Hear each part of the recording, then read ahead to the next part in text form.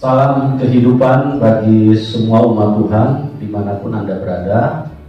Saya Pastor Yusuf Manugulu senang sekali bisa hadir kembali untuk berbagi kasih lewat siaran online, lewat channel YouTube, di mana kita masih akan terus membahas tentang kehadiran virus corona yang merupakan titik awal atau titik sentuh atau langkah awal daripada kehadiran antikris di muka bumi ini.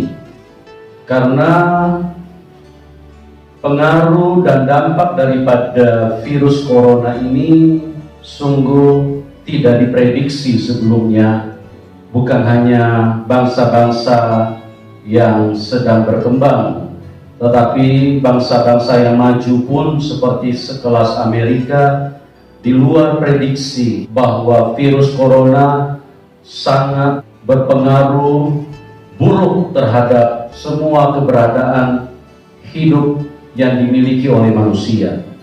Belum lama Presiden Donald Trump mengeluarkan pernyataan sepertinya dia ingin menghapus lockdown yang sementara berlangsung di Amerika, dengan tujuan karena menurut beliau kalau seandainya sebuah negara mengalami lockdown dengan waktu yang cukup lama, maka menurut beliau ini justru lebih berbahaya daripada virus corona itu sendiri. Bahkan kalau kemiskinan melanda banyak manusia, maka kematian justru akan lebih banyak disebabkan oleh kemiskinan daripada yang disebabkan oleh coronavirus atau COVID-19.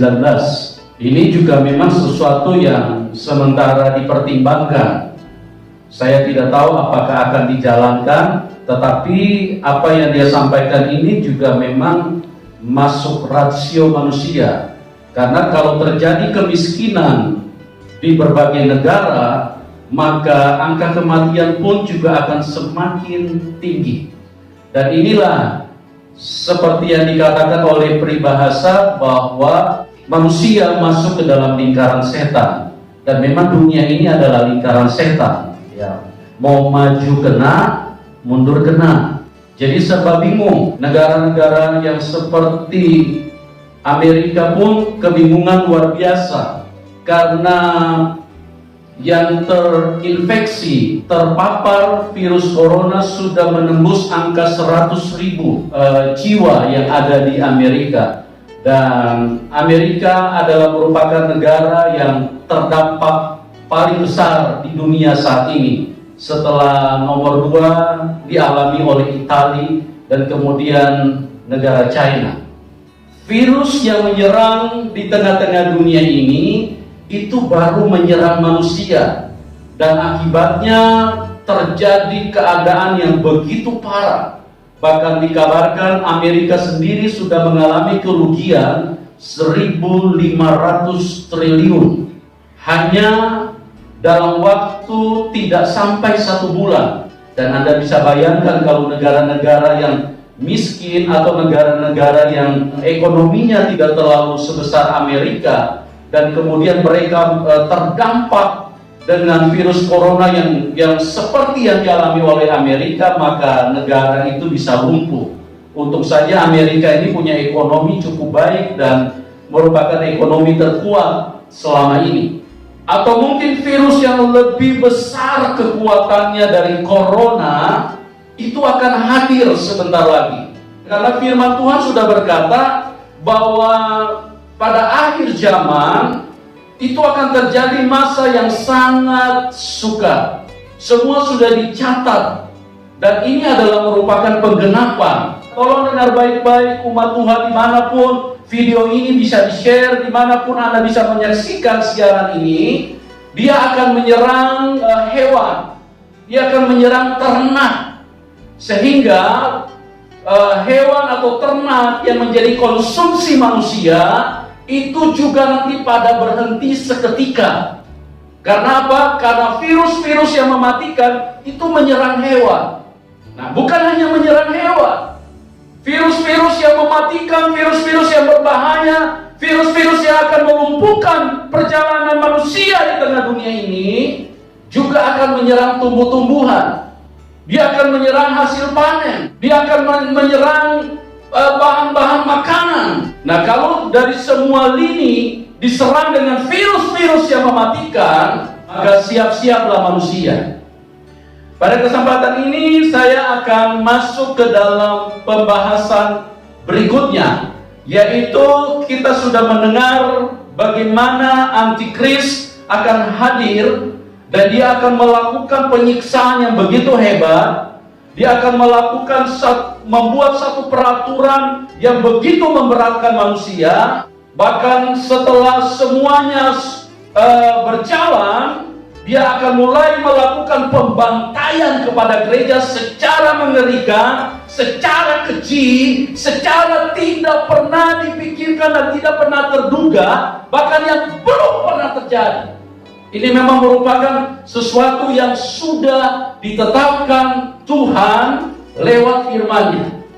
Kita persiapkan diri supaya apabila kita berhadapan dengan suasana seperti itu, maka kita bisa akan keluar jadi pemenang.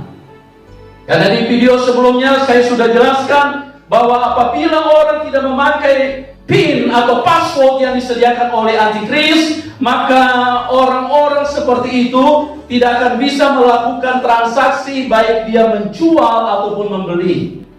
Nah, seluruh perdagangan dunia, seluruh kebutuhan manusia itu diadakan melalui transaksi jual beli. Dan bagaimana orang Kristen bisa terluput sementara begitu banyak kebutuhan yang perlu dihadirkan di dalam kehidupan ini? Persiapan pertama yang kita perlukan adalah kita memperkuat iman kita. Persiapan yang kedua, kita harus membangun kecerdasan roh.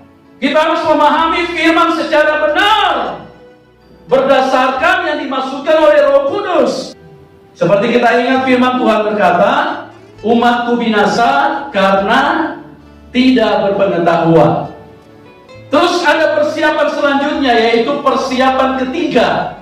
Persiapan yang harus kita lakukan, kita harus berdoa dengan sungguh-sungguh. Karena di dalam Matius 24 dikatakan, apabila kamu melihat pembinasa kecil berdiri di tempat kudusnya, hendaklah orang melarikan diri ke pegunungan. Ya, dari Yudea naik ke pegunungan. Berdoalah pada waktu itu dengan sungguh-sungguh, supaya waktu kamu melarikan diri, jangan kamu jatuh pada musim dingin atau pada hari Sabat. Dan itu Tuhan sudah gariskan, tegaskan. Persiapan yang harus dimiliki oleh anak Tuhan adalah membuat doa menjadi sekualitas atau menjadi seperti standar yang Tuhan mau, seperti yang ada di dalam firman. Ya. Apalagi orang-orang Kristen biasanya cuma berdoa nanti pada waktu makan. Itu bukan doa seperti itu, ya. Orang-orang Kristen kadang-kadang berdoa nanti cuma pada waktu mau tidur malam. Itu pun doa yang dipanjatkan Mazmur 91. Bukan doa seperti itu. Doa yang memang benar-benar berkualitas, standar peperanan yang membuat kita bisa melewati pada saat kita dianiaya, pada saat kita disiksa, pada saat kita mengalami tekanan yang secara kecil. Nah, doa-doa seperti itu nanti kita akan lihat kualitasnya seperti apa. Karena firman Tuhan berkata di dalam Matius 24, hanya orang yang bertahan sampai kepada kesudahan, merekalah yang akan diselamatkan. Jadi semua ini sudah membantah atau sudah menyanggah semua apa yang disampaikan oleh pendeta-pendeta selama ini yang bicara tentang akhir zaman. Karena 99% gereja mereka mengatakan bahwa kita akan rapture sebelum antikris. Dan ini saya katakan sekali lagi bahwa ini adalah penjelasan yang menyesatkan sekali karena tidak sesuai dengan firman Tuhan. Oke, kita akan masuk ke dalam penjelasan yang lebih lanjut, yaitu penjelasan tentang iman. Ya, kita masuk mulai dari bagaimana iman seperti apa. Dan salah satu yang kita harus miliki adalah persiapan iman. Menurut catatan Alkitab, ada beberapa klasifikasi iman, ada beberapa jenis iman, ada beberapa tingkatan iman. Atau kalau saya boleh bahasakan dengan sederhana, mulai dari iman dasar, menengah, dan iman tinggi atau iman tertinggi. Untuk mencapai iman tertinggi, kita tidak bisa lompat pagar. Kita harus mulai dari iman dasar. Hal-hal seperti itu kita bisa ilustrasikan seperti kayak sekolah. Sekolah pun juga ada beberapa tingkatan. Ya, tidak langsung bangku kuliah. Harus mulai dari pendidikan dasar, pendidikan menengah, baru pendidikan tinggi. Dan kita juga tidak boleh hanya tinggal di pendidikan dasar. Kita tidak boleh juga hanya tinggal di pendidikan level bawah. Sama juga dengan iman. Kita pasti semua menginginkan bahwa karena persyaratan mutlak untuk mencapai kemenangan, untuk bisa melewati masa sukar pada saat antikris menguasai dunia ini, maka itu adalah iman tertinggi yang harus dimiliki oleh orang-orang Kristen. Dalam sebuah kompetisi itu juga ada ujian, ya, ada ujian mulai dari apa yang rendah, yang paling dasar, kemudian dia harus naik terus, bahkan kalau dia mau sampai mencapai yang tertinggi di dalam kehidupan ini atau puncak daripada segala sesuatu yang ingin dicapai, maka itu pasti ujiannya, uji kompetensinya juga sangat tidak mudah. Nah, kira-kira ilustrasinya seperti itu, bicara tentang iman. Di dalam Alkitab ada begitu banyak contoh yang bisa kita lihat bahwa iman itu mulai dari iman dasar, kemudian menengah, kemudian iman tertinggi. Kita bagi menjadi 3 saja supaya kita tidak terlalu sulit, kita tidak terlalu bingung. Kita bagi menjadi 3 saja supaya gampang untuk dipahami, ya. Nah, ada banyak tokoh-tokoh di dalam Alkitab itu disebut adalah tokoh-tokoh iman. Di dalam Ibrani 11 itu jelas sekali ditulis di situ. Bahkan kita sendiri disebut adalah orang beriman. Kenapa kita dikatakan kita adalah orang beriman? Karena iman kita lah yang akan membuat kita menjadi pemenang atau kita menjadi orang yang kehilangan Tuhan di dalam hidup ini. Seperti yang tertulis di dalam 1 Yohanes 5 ayat yang keempat, kita akan dengarkan firman Tuhan ini bahwa dikatakan di situ hanya orang yang beriman kepada Tuhan Yesus itulah yang akan mengalahkan dunia. Sebab semua yang lahir dari Allah mengalahkan dunia. Dan inilah kemenangan yang mengalahkan dunia, iman kita. Apa sebabnya kita disebut orang beriman? Artinya kita orang yang percaya kepada Tuhan. Apa artinya iman? Iman itu adalah mempercayai sesuatu yang tidak kelihatan. Dan ada begitu banyak tokoh di dalam Alkitab, mereka semua disebut sebagai orang beriman. Makanya mereka mengalahkan dunia. Mereka mengalahkan kejahatan yang ada di dalam dunia ini. Artinya mereka tidak menyentuh kejahatan. Kejahatan kalah dengan mereka. Bukan kalah bertanding tinju, enggak. Maksudnya kejahatan mempengaruhi mereka, tapi tidak berhasil. Karena apa? Karena mereka memilih hidup di dalam kekudusan. Mereka memilih hidup bersama dengan Tuhan. Nah, kejahatan yang hadir lewat antikris mau masuk di dalam kehidupan orang Kristen. Kalau mereka hidup di dalam iman, itu tidak akan menyentuh mereka. Tidak akan bisa, mereka tidak akan bisa ditipu, ya. Mereka tidak bisa diiming-iming dengan dosa, tidak bisa. Karena apa? Karena mereka beriman, mereka percaya kepada yang kudus. Mereka hidup bersama Tuhan dan mereka lah yang menjadi pemenang. Dan sekarang kita masuk ke pembahasan iman yang mulai dari iman dasar dulu, ya. Baru kemudian iman menengah.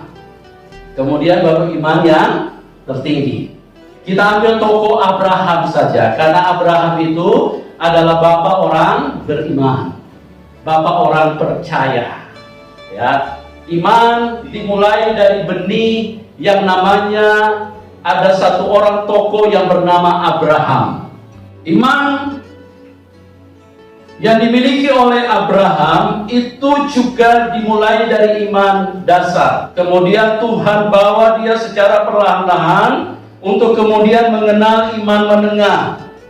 Kemudian yang paling terakhir, Tuhan memperkenalkan iman yang tertinggi. Dan setelah dia melewati semua itu, maka dia disebut bapak orang beriman. Dari orang inilah lahir tokoh-tokoh iman seperti Ishak, Yakub, Daud, Simpson, dan seterusnya. Iman perlu dicatat di dalam hidup kita. Iman itu sifatnya personal atau pribadi. Iman itu bukan grup. Iman itu bukan kolektif. Iman juga bukan keluarga yang terdiri dari 3, 4 orang, 5 orang. Enggak. Banyak orang selalu karena papanya agama A, maka dia akan terus juga dengan agama itu. Itu iman tidak bisa kolektif, tidak bisa iman keluarga. Iman itu personal, pribadi, masing-masing. Dan itu juga ditunjukkan oleh Abraham. Oke, kita akan masuk ke penjelasan bahwa Abraham itu dimulai dari iman dasar. Kenapa dikatakan bahwa Abraham dimulai dari iman dasar? Karena Tuhan pertama kali memperkenalkan iman kepada dia itu pada saat Tuhan memanggil dia keluar dari Ur Kasdim. Ini perhatikan iman yang benar menurut Alkitab. Karena banyak orang Kristen menganggap bahwa itu adalah iman, tapi sebetulnya bukan iman. Tuhan berkata, Abraham, keluar dari Ur Kasdim. Engkau akan pergi ke satu negeri yang engkau tidak kenal, ke satu tempat yang akan aku tunjukkan kepadamu. Engkau akan diam di sana, engkau akan menetap di sana, dan akulah yang akan memimpin hidupmu, kata Tuhan. Akulah yang akan mengembalakan hidupmu. Akulah yang bertanggung jawab atas hidupmu. Akulah yang akan memberikan sebuah konsep hidup yang baru di dalam hidupmu. Nah, kita perhatikan di sini, Abraham mempercayai Allah. Mungkin ada yang berkata, kalau cuma begitu semua manusia juga percaya adanya Allah. No, bukan itu maksud saya. Dan bukan itu maksud Alkitab. Percaya yang dilakukan oleh Abraham itu percaya yang didasari oleh iman. Makanya kita lihat di dalam Yakobus 2 ayat yang ke-17. Demikian juga halnya dengan iman. Jika iman itu tidak disertai perbuatan, maka iman itu pada hakikatnya adalah mati. Ya, iman bukan hanya 4 huruf I-M-A-N.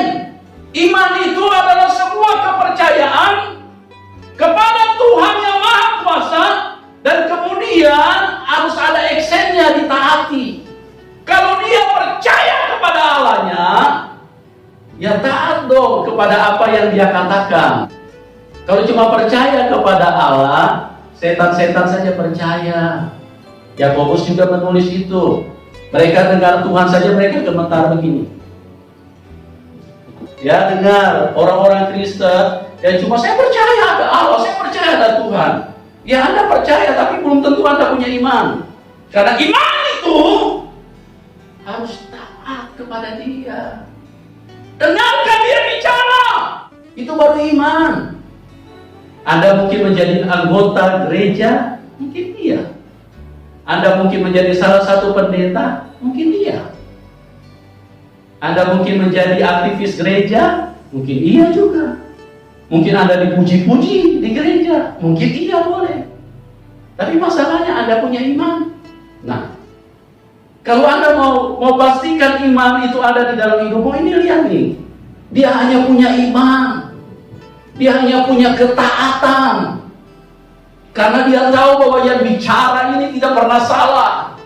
Dia tahu bahwa yang bicara ini adalah yang benar. Dia tahu bahwa yang bicara ini bisa dipercaya. Oleh sebab itu, sekalipun tempat itu asing, sekalipun tempat itu dia tidak tahu, sekalipun dia tidak kenal siapa-siapa di situ, tapi dia percaya kepada yang bicara. Itulah iman. Itulah iman. Nah, Alkitab berkata bahwa akan terjadi siksaan yang sangat dahsyat, akan terjadi siksaan yang sangat mengerikan. Kalau Anda percaya, kalau Anda punya iman, Anda harus bertindak. Mulailah dengan iman yang dasar. Makanya selama ini saya terus terang, saya agak kasihan ya melihat kehidupan orang Kristen, karena selalu diarahkan kepada kehidupan daging. Karena selalu diarahkan di gereja, selalu diarahkan kepada hal-hal lahiriah. Itu bukan iman. Karena hal-hal lahiriah, hal-hal daging, itu sudah kelihatan. Itu bukan roh. Iman itu bicara tentang roh. Bicara yang tidak kelihatan. Itu iman. Nah, coba perhatikan di sini. Saya jelaskan kepada kita, umat Tuhan, dimanapun Anda berada. Sekali lagi saya mohon maaf, mungkin kalau kata-kata saya agak disentak, mungkin agak keras, mungkin seperti kayak merobek Anda punya jantung. Saya tidak bermaksud apa-apa. Saya justru mengasihi Anda semua. Saya sangat mengasihi kalian semua. Dimanapun Anda berada. Tuhan memberikan firman ini kepada saya. Tuhan membuka pewahyuan ini kepada saya. Dan saya dengan tulus, dengan doa, dengan tetesan air mata, saya berdoa supaya firman ini bisa sampai kepada banyak orang, bisa dimengerti oleh banyak orang, sehingga gereja mempersiapkan diri, dan gereja punya iman, mulai bertindak. Iman dasar saja yang Tuhan hadirkan di dalam kehidupan Abraham itu tidak mudah. Apalagi zamannya Abraham, itu tidak ada WA-WA-an, nggak ada SMS-an saja, nggak ada di zaman itu. Mau hubungi orang tua harus jalan kaki berkilo-kilometer, berhari-hari. Itu juga masih diancam dengan binatang buas, diancam dengan ketidakpastian di jalan. Kalau dia tidak percaya kepada Allahnya, dia tidak mungkin melangkah ke satu tempat yang sangat asing. Dan inilah iman. Waktu Allah berbicara kepada kita, percayalah kepada Dia, dan actionlah, bertindaklah sesuai dengan apa yang Dia katakan. Itu baru iman. Ya, jangan kita menganggap bahwa kita ini orang beriman. Belum tentu, belum tentu, Bung, belum tentu. Itu sulit. Ini baru iman dasar, tidak mudah. Asing sama sekali, suasana yang baru, bahasanya pun beda. Abraham dengar mereka bicara, ngomong apa ini orang ini? Gak ngerti. Komunikasi belum ada, telepon belum ada. Jangankan telepon, motor, sepeda belum ada di zaman itu. Ini begitu sulit mengikuti keputusan Tuhan, mengikuti ketetapan Tuhan, mengikuti perintah Tuhan, mengikuti anjuran Tuhan, mengikuti saran Tuhan. Itu butuh ketaatan dan tidak mudah. Itu harus percaya kepada Dia, baru kita action, melakukan dengan sungguh-sungguh. Nah, kita akan melangkah ke iman selanjutnya, iman mendengar. Saya berharap Anda tidak sedikit stres kalau sudah mulai meningkat, ya. Saya berharap Anda tambah bergairah untuk memahami ini.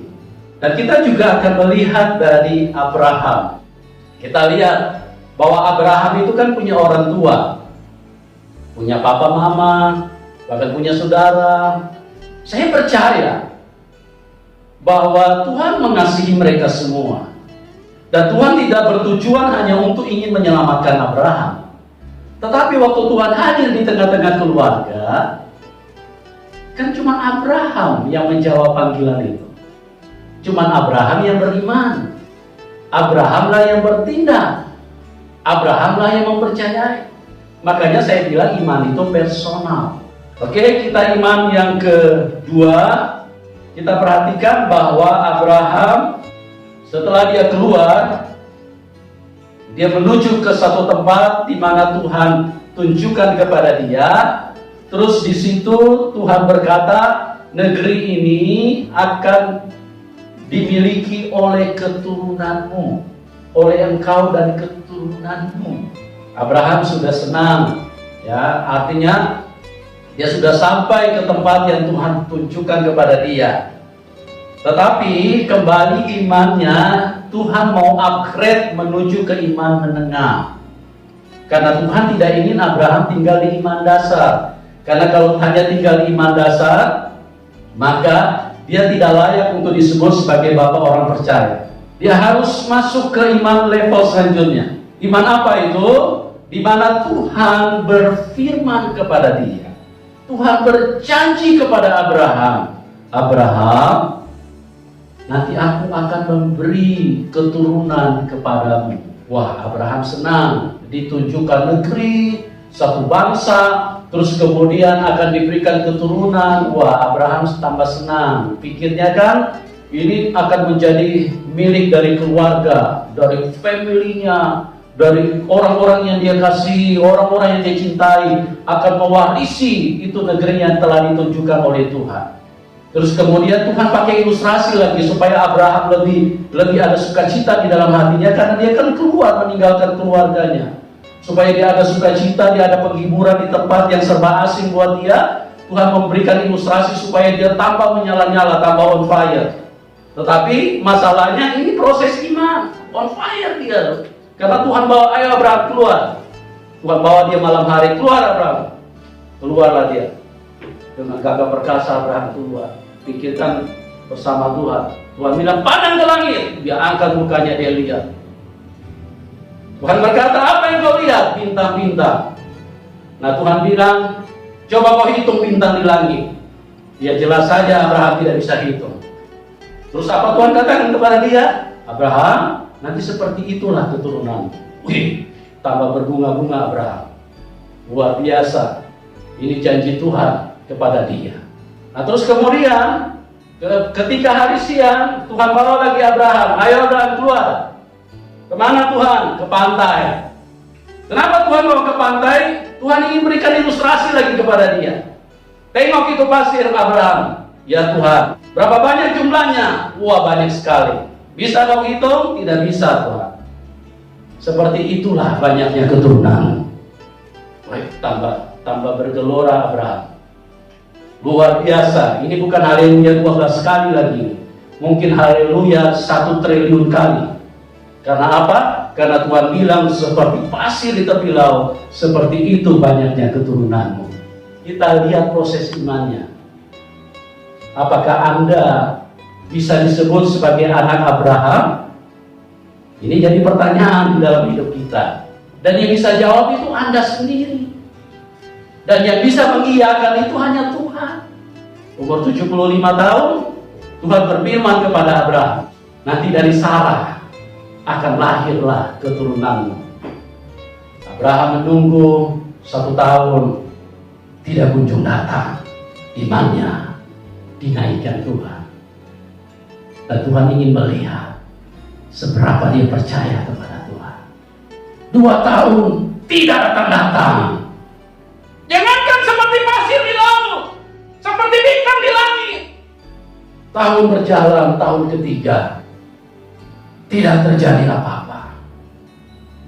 Di sini iman mulai diuji. Masihkah dia percaya kepadaku? Masihkah dia tetap yakin kepada perkataanku? Masihkah dia tetap mempercayai aku bahwa Allah yang benar itu satu-satunya adalah aku, kata Tuhan? Itulah tujuan Tuhan di dalam iman. Tahun keempat tidak datang. Tahun kelima juga tidak datang. Tahun keenam Abraham mulai hampir-hampir putus asa. Tahun ke-10, pada waktu dia mulai berumur 85 tahun, dia punya iman hampir-hampir pudar. Firman Allah mencatat, karena hampir-hampir tidak punya dasar untuk dia berharap sama sekali. Dia menjadi stres pada waktu itu. Tapi di satu sisi, dia tetap meyakini bahwa Allah yang berbicara kepada dia tidak mungkin salah. Allah satu-satunya yang bisa dipercaya. Dia tidak mempercayai apa yang kelihatan di depan dia, tapi dia tetap terus mempercayai kepada Allah yang berfirman kepada dia bahwa keturunanmu akan lahir. Ini sangat tidak mudah. Abraham mengalami stres yang berat. Saking stresnya dia, akhirnya dia salah masuk kamar. Dia sikatlah si Hagar, pembantunya, orang Mesir. Hagar ini bukan orang Arab, orang Mesir. Dan itu juga atas idenya Sarah. Kenapa Sarah punya ide seperti itu? Karena Sarah sudah tahu dia tidak bisa melahirkan. Sudah terlalu tua. Sudah tidak mungkin ada kehidupan yang bisa keluar dari orang yang sudah mati haid. Nah, bagaimana di tengah-tengah kondisi yang begitu sulit pada waktu itu? Tapi dia harus tetap mempercayai kepada Allah yang berfirman kepada dia.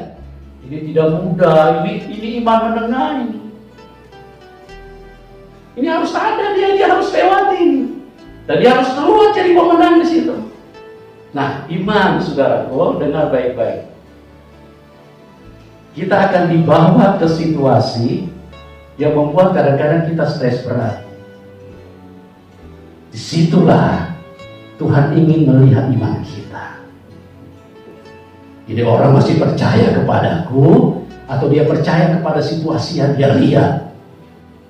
Kalau engkau tidak membangun imanmu dengan seperti catatan Alkitab, maka engkau tidak mungkin bisa melewati masa sukar di Antikris.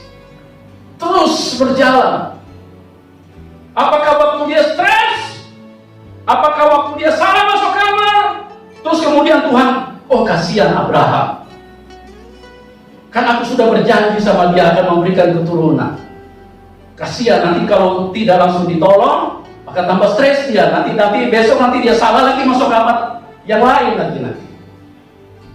Bisa-bisa tambah banyak kesalahannya Abraham. Maka pada tahun ke-11 aku harus penuhi janjiku. No. Kalau seperti itu imannya masih iman dasar. Tuhan tidak seperti itu cara kerjanya. Makanya kenal ini. Ya, nanti kalau masa sukar, jangan nanti Anda langsung mencurigai Tuhan. Ini Tuhan sudah tinggalkan kita, Tuhan sudah lari, Tuhan sudah cuci tangan ini. Di mana itu Tuhan itu? Tuhan model seperti apa itu? Tuhan tidak pernah menyayangi kita, tidak pernah memberi lagi apa yang kita butuhkan. Ini Anda sudah lihat ini Abraham. Iman Abraham Anda kenal. Dan kalau Anda dibilang anak cucu Abraham, Anda harus punya iman yang sama. Di masa yang sulit, imanmu harus hidup. Percayalah, apa yang tertulis, apa yang dikatakan Tuhan itu ya dan amin. Tidak ada satu pun yang akan berubah. Yang dijaga jangan sampai pikiranmu berubah, yang dijaga jangan sampai imanmu berubah, jangan sampai engkau menjadi milik si Dajjal Antikris. Itu yang perlu dijaga. Terus tahun ke-11 sudah hadirlah si Ismail, anak daging, anak yang lahir hasil kesalahan yang dilakukan oleh siapa? Sarah dan Abraham. Nah, ini juga orang-orang Kristen selama ini, pendeta-pendeta selalu mengkerdilkan suasana, mengkerdilkan kebenaran. Mereka pikir kalau ini disebut Ishak itu berarti Kristen, kalau disebut Ismail itu berarti Islam. No, bukan itu. Pelajari Alkitab. Hagar itu dari Mesir, bukan orang Arab.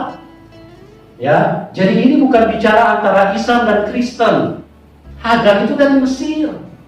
Ini bicara bahwa manusia kalau mengambil keputusan tidak sesuai dengan kehendak Tuhan, jadinya Ismail, bukan Ishak yang keluar. Para pendeta kalau engkau mengambil keputusan tidak sesuai dengan kehendak Tuhan, Anda adalah Ismail. Ini bukan soal bicara beda agama. Oke, kita tidak bicara itu terlalu panjang karena waktu kita juga singkat, saudaraku. Ya, ini masih banyak yang ingin saya share, saya ingin bagikan, tapi kita akan sambung di pembahasan video selanjutnya. Tuhan Yesus berkati kita semua. Amin.